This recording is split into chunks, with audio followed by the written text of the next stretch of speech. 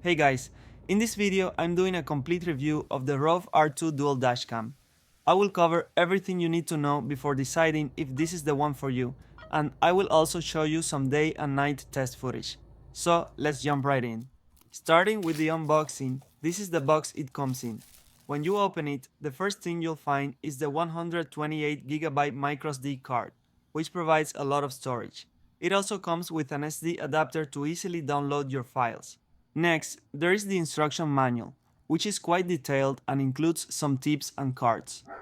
Then, there is a protective cover that goes between the glass and the adhesive for the camera. Moving on, here's the camera itself, which has a really nice design, but I'll talk more about that later. In the box, you will also find some adhesive clips to hold the cable in place if needed, as well as two spare adhesive pads for the mounting brackets. There is also a tool to help you pass the cables through tight spots, as well as two cleaning wipes. Here is the cable that connects the main camera to the rear camera. It's quite long, so even if your car is big, you won't have to worry about running out of cable. The box also includes two identical USB to USB Type-C cables, but they're for different purposes. The longer one is used to power the main camera, while the shorter one is for connecting the camera to a computer to transfer files directly. In the last box, we find a suction cup mount to hold the camera. It slides into place like this. It's a bit tight, so you'll need to push a little harder. You will also find the rear camera here.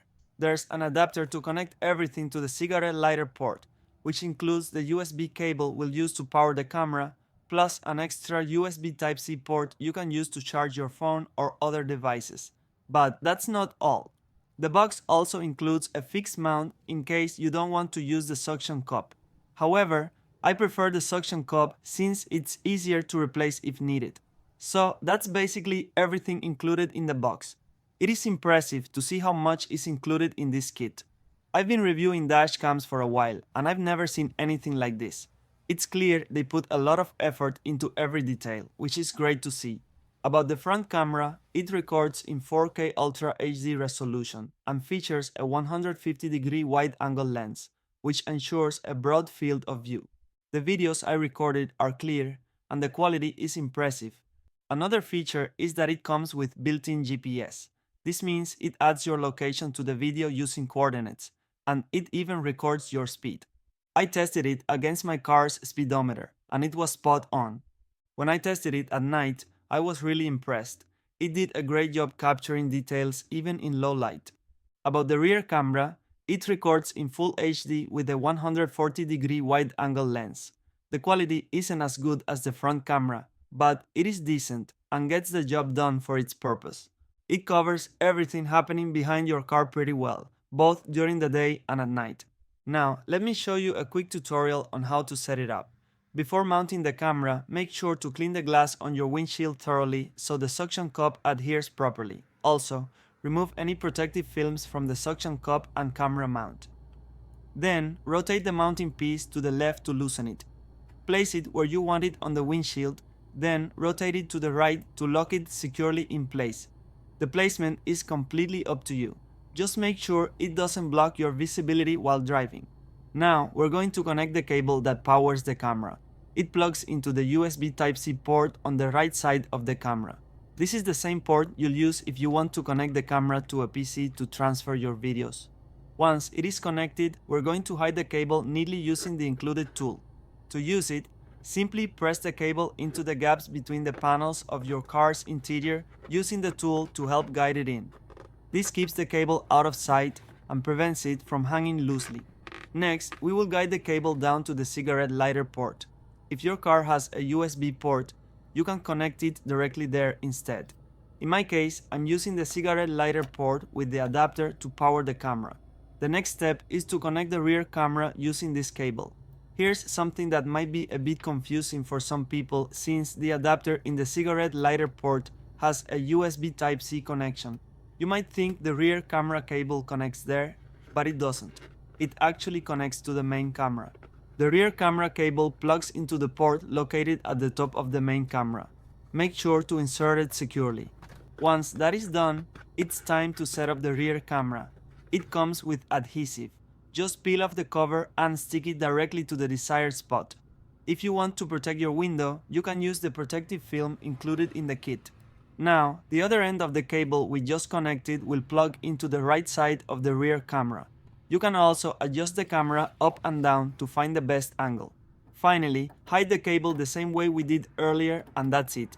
The setup is complete. When you turn on your car, the camera will power on automatically. The first time you use it, it will ask you to format the SD card, which is highly recommended. After that, it will prompt you to set up the date and time, and then it will start recording. The screen is very easy to read, and there are 5 buttons on the front to control the settings, along with a power button on the left side. Some of the settings you can adjust include the video resolution, which I recommend setting it to the maximum for the best quality. Another important setting is loop recording.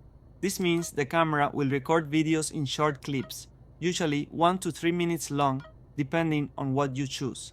When the memory card is full, it won't delete everything. Instead, it will automatically overwrite the oldest videos to make space for new ones. This camera also features a G sensor, which detects sudden movements, like a crash.